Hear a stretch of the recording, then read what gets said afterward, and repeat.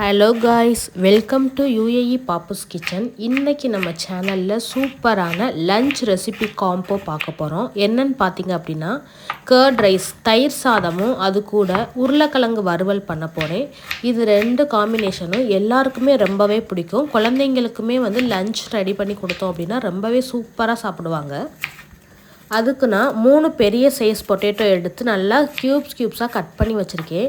அது கூட ஒரு பெரிய வெங்காயத்தை எடுத்து ரெண்டாக இது மாதிரி கட் பண்ணி தனித்தனியாக லேயர் எடுத்து அதை க்யூப்ஸாக கட் பண்ணி ரெடியாக எடுத்து வச்சுக்கிறேன்.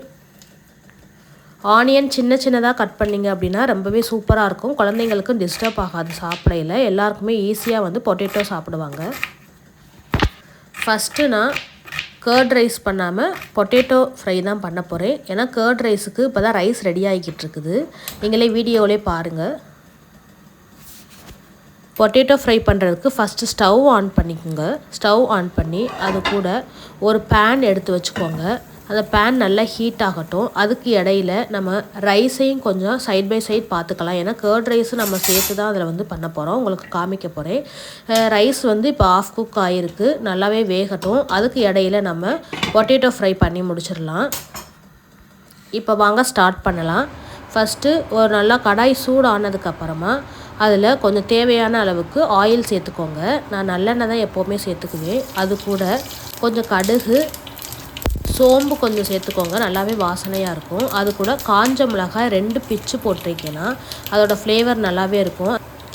கடுகு, சோம்பு, காஞ்ச மிளகாய் எல்லாமே ஓரளவுக்கு நல்லாவே வதங்கினதுக்கப்புறமா நம்ம ஆல்ரெடி கட் பண்ணி வச்சுருந்த பெரிய வெங்காயம், ஒரு வெங்காயம் கட் பண்ணியிருந்தோம் இல்லையா, வீடியோவில் ஆல்ரெடி காமிச்சல, அந்த கட் பண்ணதை நம்ம ஆட் பண்ணி ஒரு கரண்டி வச்சு நல்லாவே வதக்கி விட்டுக்கலாம். அந்த கோல்டன் கலர்லையும் அந்த பொன்னிறமாக வரட்டும். அதுவே ஒரு செமையான ஒரு வாசனை வரும்.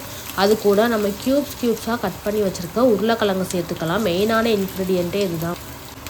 இது மாதிரி 1 by 1 சேர்த்துக்கலாம். சேர்த்ததுக்கப்புறமா நான் எப்போவுமே எல்லா வெஜிடபிள்ஸுமே கொஞ்சம் மஞ்சள் தூள், உப்பு, தண்ணி அது மட்டும் சேர்த்து தான் ஃபஸ்ட்டு ஃபுல்லாக ஒரு 3/4 நான் குக் பண்ணுவேன். குக் பண்ணதுக்கு அப்புறம் தான் மசாலா சேர்த்துக்குவேன். அது மாதிரி உங்களுக்கு பிடிச்சிருந்தா அது மாதிரி நீங்கள் ட்ரை பண்ணிக்கோங்க. ஏன்னா அந்த வெஜிடபிள்ஸில் உள்ள பச்சை வாசனை நம்ம ஸ்டார்டிங்கே மசாலா போட்டோம் அப்படின்னா அந்த பச்சை வாசனை இருக்கும். இது மாதிரி மஞ்சத்தூள், உப்பு, கொஞ்சம் தண்ணி ஊற்றி நீங்கள் வெஜிடபிள்ஸ் குக் பண்ணிவிட்டு அதுக்கப்புறம் மசாலா போட்டிங்கன்னா ரொம்பவே சூப்பராகவும் டேஸ்ட்டாகவும் இருக்கும். இதே மாதிரி நான் இந்த எண்ணெயிலே ஆல்ரெடி வதக்கி வச்சுருக்க வெங்காயம், காஞ்ச மிளகாய் கூட சேர்த்து இந்த வெஜிடபிள் ஆட் பண்ணி கொஞ்சம் தண்ணி, உப்பு, அது கூட கொஞ்சமாக மஞ்சள் தூள் ரொம்பவே மருத்துவ குணம் முடியாது, அந்த மஞ்சள் தூள் சேர்த்து நான் வதக்கிக்கிறேன். வதக்கினதுக்கப்புறமா ஒரு மூடி போட்டு மூடிக்கிறேன். உருளைக்கிழங்கு வேகிற இன்பிட்வீன் கேப்பில் நம்ம கிச்சனை சைட் பை சைடாக எந்தெந்த இன்க்ரீடியண்ட்லாம் எடுத்தோமோ அதை எல்லாத்தையுமே அந்தந்த இடத்துல வச்சுட்டிங்க அப்படின்னா கொஞ்சம் ஈஸியாக இருக்கும். குக் பண்ணதுக்கப்புறம் நம்ம கொஞ்சம் ப்ரெஷர் இல்லாமல் நல்லா நிம்மதியாக உட்காந்து சாப்பிடலாம்.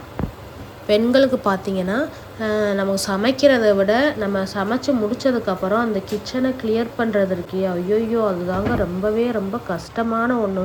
அதை நம்ம இன்பிட்வீன் கேப்லேயே கொஞ்சம் சைட் பை சைடாக க்ளீன் பண்ணிட்டோம்னா கொஞ்சம் ப்ரெஷர் குறைஞ்சிரும். நான் அதுதான் ஃபுல்லாக ஃபாலோ பண்ணுவேன். ஏன்னா நான் ஆன் டைமில் பிரேக்ஃபாஸ்ட், லஞ்ச் ரெண்டுமே நான் செய்கிறதுனால எனக்கு அந்த பாத்திரம், அதுக்கப்புறம் கொஞ்சம் நிறையா இங்கெங்கே எல்லா பாத்திரமும், கரண்டி, அதுக்கப்புறம் கொஞ்சம் அந்த வெஜிடபிள்ஸோட வேஸ்ட் அது எல்லாமே அடிக்கடி இருந்துக்கிட்டே இருக்கும். அதுக்கு இடையில டீ வேறு மார்னிங்க்கு டீ போடணும். அதனால் எல்லாமே நான் இன்பிட்வீன் கேப்லேயே எல்லாத்தையும் நான் கிளியர் பண்ணிவிட்டு சைட் பை சைடு எல்லாமே குக் ஆகையில், இல்லைன்னா டீ போடுறோம் இல்லையா, டீ போடையில் அந்த கொஞ்சம் பால் கொதிக்கிற அந்த கேப்பில் கூட நான் கொஞ்சம் கிச்சன் நீட் பண்ணி வச்சுக்குவேன். இப்போ ரைஸ் நல்லாவே வெந்துருச்சு. நம்ம கர்ட் ரைஸ் ரெடி பண்ணணும். நமக்கு உருளைக்கிழங்கு இப்போ வெந்துட்டுருக்குது. மூடி போட்டு நம்ம ரைஸை வடித்து எடுத்துக்கிறேன்னா எடுத்ததுக்கப்புறமா இப்போ